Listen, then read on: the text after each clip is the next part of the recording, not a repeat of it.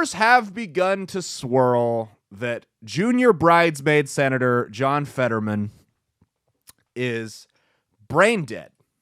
A big, stupid, ugly ogre. It's very inappropriate that you would play that there when we're talking about a man's life. Quit punching down.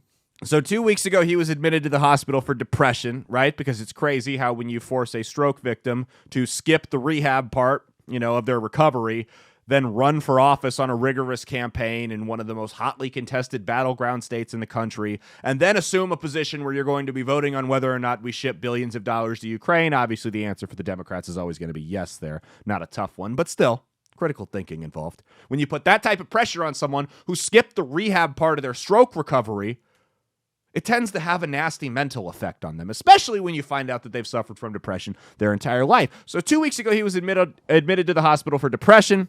It's since worsened and intensified. And upon hearing this, upon hearing the news that he was admitted to the hospital for serious depression, right?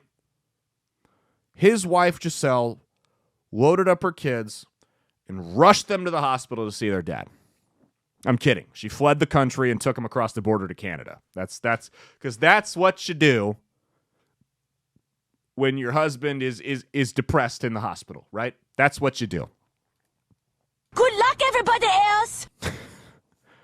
Now, when a guy, listen, we don't know anything about personality. Obviously, he has none because he's kind of a vegetable, and who knows about her, but when a guy outkicks his coverage by that much in terms of looks, he always, that much. I mean, you're talking a 1, and I'm sure she was probably like an 8 or a 9 back in the day. When he outkicks his coverage by that much, he's always going to have that thought in the back of his head where he's like, is she in this for money or power or something else? Like, she wasn't attracted to me for my looks, so what brought her in? He's always going to have that thought.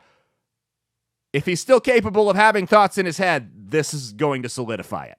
Like, that this confirmed it.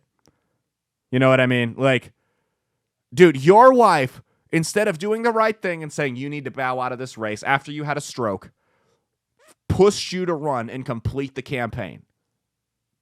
Pushed you to finish, right?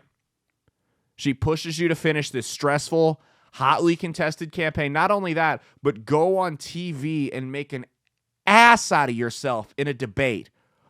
Not just a debate against a politician, against a reality TV star who's going to be suave operating on the in front of a camera like that. And now, when you supposedly check in for severe depression, she loads your kids into a car and leaves the country? Bro, I don't want to comment on other people's relationships, but that hoe ain't loyal. She don't love you, man. So we've received... I'm saying if I checked in for severe depression and you fled the country, we'd be done. That's all I'm saying. We would be over. That's all I'm saying. You didn't even pop by for a visit for visiting hours. We've received no updates on his condition. We have a press that refuses to ask any questions and a wife who fled the country. Obviously, there's going to be some questions there. When you consider the last time that someone of high note had a wife who fled the country, it was the Las Vegas shooter, which they just swept under the rug. No questions to ask there, right? And I'm sorry, like, public officials, not entitled to the same privacy the rest of us are. They're not. That's why it's called a public official. You work for us. You operate on the taxpayer dime. You vote on laws, and in some cases write them, but we know he's not going to. Even before this, in some cases, write laws that are going to affect the livelihood of everyone else in the country, specifically the people in your state. You do not get the same privacy rights the rest of us do. I'm sorry. You signed those away when you took your oath of office. If this guy gets a vote and whether or not your kids get shipped off to die for some shithole country in Ukraine,